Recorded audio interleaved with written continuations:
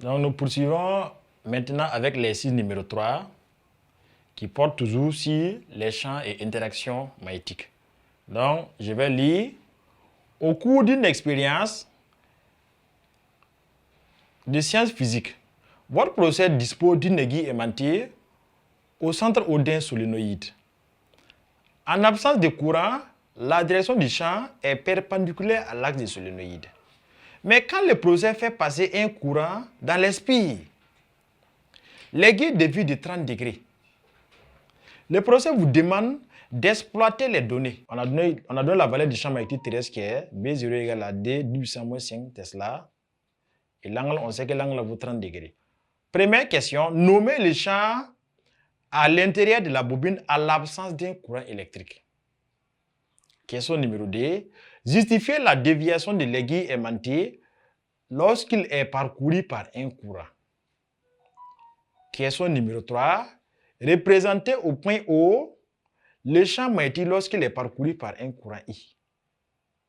Et enfin, question 4. Déterminez la valeur du champ magnétique créé par les solénoïdes et le champ magnétique résultant créé par les champs magnétiques terrestres et les solénoïdes. Les deux ensemble. Donc, nous allons répondre à ces questions qui s'appuient sur les propriétés des champs magnétiques dans un solénoïde et combinées aux propriétés des champs magnétiques terrestres. Alors ici, ces paragraphes en complément du cours, c'est les superpositions des champs magnétiques. Donc, si vous avez des champs électriques là, comment s'exprime la superposition des champs électriques? Et on va rappeler que c'est des relations vectorielles. Les champs électriques sont des grandeurs vectorielles. Donc, c'est une addition vectorielle qu'on fait pour obtenir la superposition. Et cette notion qu'on a proposée, c'est à rentrer en droite ligne avec ce qu'on a décidé au Burkina Faso, d'aller vers l'évaluation en proposant des situations d'intégration. Donc, c'est une situation d'intégration où, avec un texte où les élèves sont amenés à mobiliser leurs connaissances pour répondre. Donc, et cette année, au baccalauréat 2025, ça compte pour environ 6 points sur les 20 points. Nous commençons avec l'exercice. Petit 1, nommer les champs à l'intérieur de la bobine à l'absence d'un courant électrique. Donc, on dit l'aiguille aimantée est déjà orientée. Nous allons faire le schéma.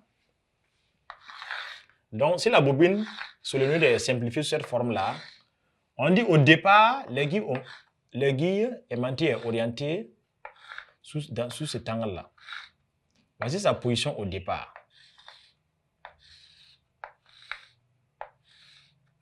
Alors, donc, s'il n'y a pas de courant dans la bobine, c'est que la bobine solénoïde n'est pas encore un aimant. Pour qu'il soit considéré comme un aimant, il faut qu'il soit parcouru par un courant. Donc, ce n'est pas d'abord un aimant. Et la direction de l'aiguille aimantée là indique un autre champ magnétique. Et c'est quel champ magnétique? C'est le champ magnétique terrestre. Donc, en absence de courant, comme le solénoïde n'a pas de champ magnétique là, le seul champ magnétique indiqué par la position de l'aiguille est le champ magnétique terrestre. Donc, petit 1,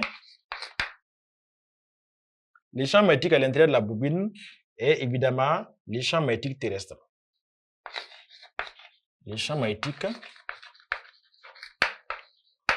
à l'intérieur de la bobine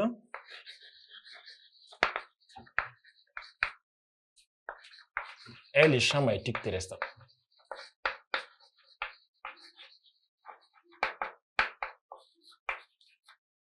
Est le champ magnétique terrestre.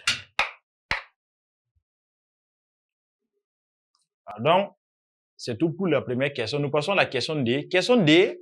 Justifier la déviation de l'aiguille aimantée lorsqu'il est parcouru par un courant. Donc, pourquoi l'aiguille aimantée dévie? Donc, avant que le courant passe, donc c'est le champ magnétique terrestre seulement qui est là, que je vais orienter comme ça, et puis je vais l'appeler BT. Donc, champ magnétique terrestre, BT. Pourquoi l'aiguille aimantée dévie lorsqu'on a mis le courant à l'autre en marche? On a mis le courant en marche. En mettant le courant en marche, le solénoïde devient maintenant un aimant.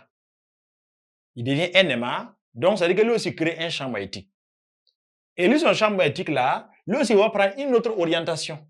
Et comme les solénoïdes étant disposés comme ça, son orientation sera suivant l'axe des solénoïdes. Donc, l'orientation du champ magnétique du solénoïde peut être BSA, peut être comme ça. Donc, avec ça, l'aiguille qui était positionnée comme ça, vu comme ça tire, ce champ tire vers l'autre côté, si l'aiguille était positionnée comme ça, l'aiguille va dévier vers comme ça. Donc, l'aiguille dévie d'un angle de 30 degrés, donc vers comme ça. Donc, le champ distant B peut être vers là. Donc, la déviation est due à l'action du champ magnétique du solénoïde créé par le courant I qui parcourt qui le parcourt. Donc, petit d, la déviation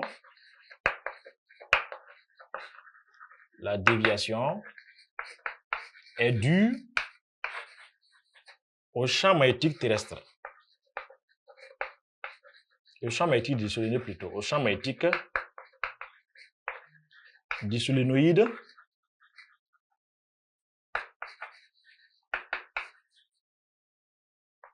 qui se superpose. Moi, je sais qui se superpose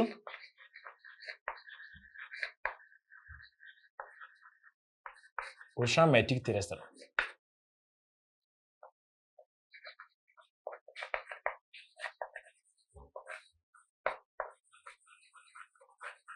Donc, il y aura une superposition, les deux vont s'ajouter et ça va faire dévier la direction du champ magnétique existant. Donc, on aura un champ magnétique qui est la somme vectorielle du champ magnétique terrestre et du champ magnétique du solénoïde.